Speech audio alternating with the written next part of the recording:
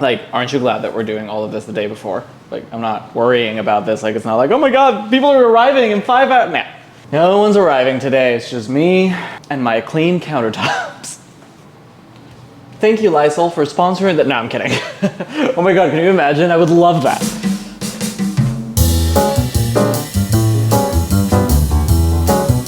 This is a menu that I've been developing for a long time. Even before I moved to Canada, I was cooking holiday dinners with my family, which were very similar. There was a turkey, there was gravy, there were potato sides. You know, it was very Thanksgiving forward. So when arriving to Canada, I was like, oh yeah, I know how to do this. This is all good.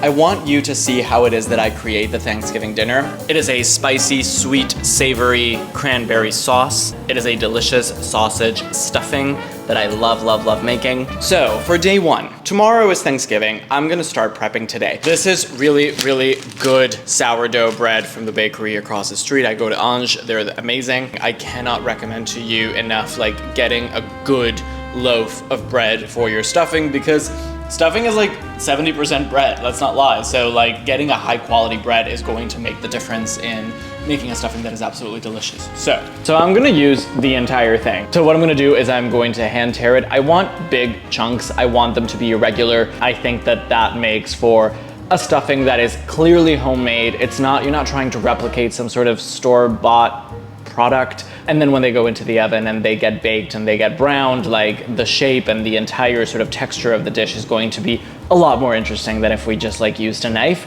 So I'm gonna hand tear it, and then I'm gonna leave those pieces of bread air dry overnight. Essentially what you never want to do with bread ever, you want to do with bread for stuffing, because later we're gonna take that bread that has been super hardened and we're gonna mix it in with sort of like our custardy, apple cidery, fatty situation. And if we didn't do this, if we were to put that mixture into fresh bread that hasn't even hardened yet, the bread would turn completely into mush. So by doing this, we're giving it sort of like a fighting chance to stay whole and, you know, textured.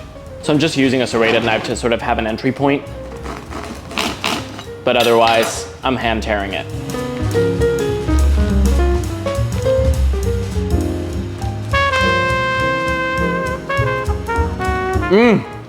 That is good bread. That is not gonna be enough. Feeding a lot of people, I don't think that it necessarily takes more work, but I do think that it takes more like infrastructure. Like you need more like big plates, you need more like bowls, you need all of that.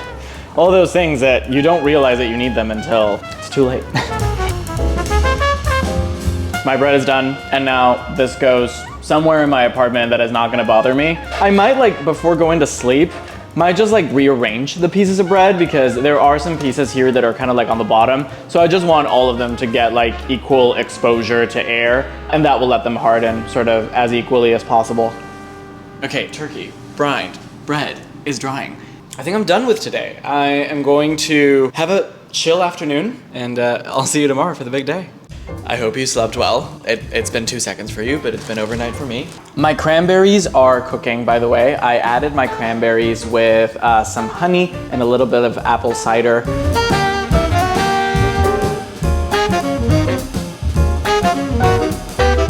Just so that they cook down and that pectin releases. I really need the cranberry sauce to work sort of overtime here, because it is an opportunity to cut through all of the like roasty, toasty, like fatty dishes that are in the table. So the cranberry sauce, yes, it needs to provide contrast, but it also needs to be a little savory, because I don't like it when, you know, it's just like mindless sweetness without anything that kind of like talks to the other ingredients. So it is highly seasoned with salt, with MSG, with olive oil. It's a little fatty, it's a little savory, it's acidic, it's spicy, it hits all the notes, and it always gets like the most compliments on the table, which I feel like it's weird. People usually don't compliment cranberry sauce that much, but this cranberry sauce is delicious.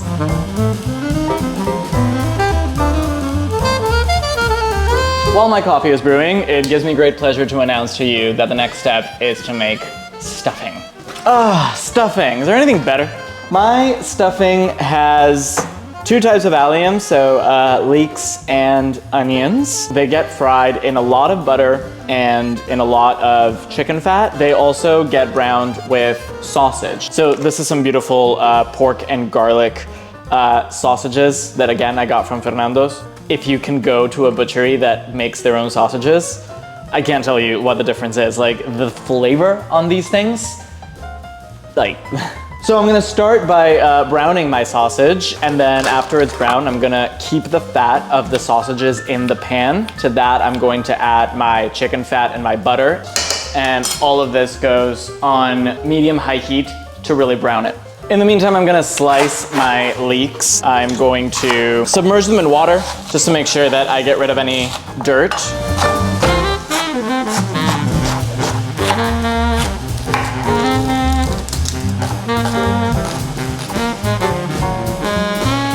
Keep the fat of the sausages in the pan. To that, I'm going to add my chicken fat and my butter. And then I'm cooking my leek and my onions. So my alliums are softening in all of that fat. I want them to lose all of their water.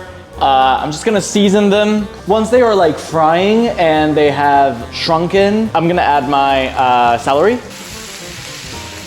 Once I see that they are starting to like caramelize on the bottom of the skillet, they're kind of like sticking. That means that now they're like frying, and that's when I'm gonna stop the cooking with, can you guess what I'm gonna say now? You guessed it, apple cider. The apple cider brings acidity to the dish. It kind of does what most people do with white wine.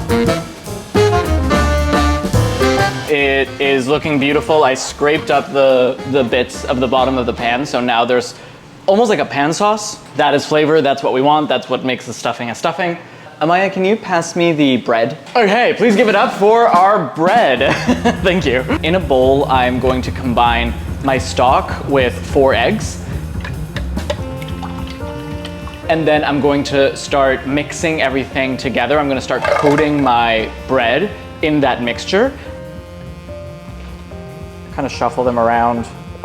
And you see that there's like liquid on the bottom of the pan. All of that is gonna get soaked, like our bread. This is why we dried our bread yesterday. And then once they're finally coated, I am adding my onion mixture so that everything then is baked in the oven. So what I'm gonna do here is I'm just gonna top with a little bit of fresh herbs. And then both of these are gonna go into the oven at 350. I'm gonna add one final glug of olive oil. I got some like stuffed olives from Fernando's.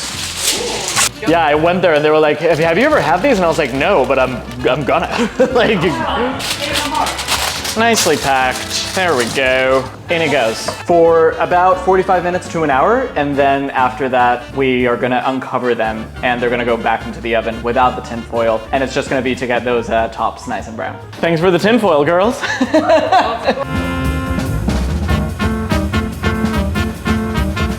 Okay guys, so I think this is it. I think I'm done. I'm gonna change because I smell like chicken fat and puff pastry and stuffing. Thank you for sticking around. I hope you enjoyed it. I'll see you in the next one. Ciao.